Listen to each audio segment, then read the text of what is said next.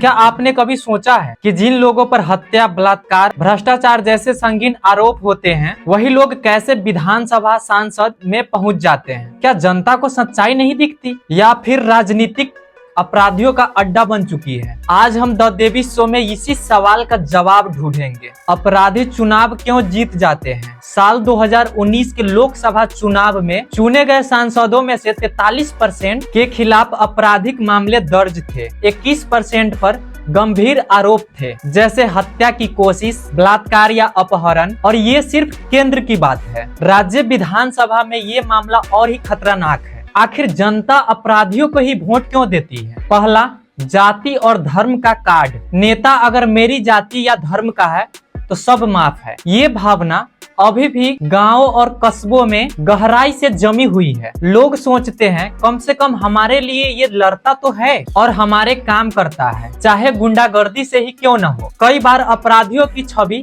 इतनी भयानक होती है कि लोग डर के मारे ही वोट दे देते हैं। पैसे बांटना, दारू पिलाना और छोटे मोटे फायदे चुनाव जीतने के लिए इन तरीकों का बहुत ही इस्तेमाल किया जाता है। अब सवाल उठता है, ऐसे छवि वाले लोगों को आखिरकार टिकट कौन देता है? जवाब है खुद राजनीतिक पार्टियां। क्यों? क्योंकि अपराधी नेता जीतते हैं और उनके लिए जीत ही बड़ा लक्ष्य है। अपराधी नेताओं के फायदे पार्टियों को पैसा, ये नेता फंडिंग में मदद करते हैं। बाहुबल विरोधियों को डराने और धमकाने में उपयोगी। लोकल नेटवर्क, उनके पास अपना वोट बैंक होता है। कानून की कमजोरी, भारत का कानून कहता है कि जब तक कोर्ट किसी को अपराधी न ठहराए वो चुनाव लड़ सकता है, भले ही उस पे 10 हत्या का केस क्यों न हो, चाहे उस पे 50 बलात्कार का केस क्यों न हो। कुछ बड़ी कमजोरियां, ट्रायल में देरी, सालों साल केस चलते रहते हैं। कानूनी छेद, जमानत लेकर चुनाव लड़ना आसान। अब बात करते हैं जनता की जिम्मेदारी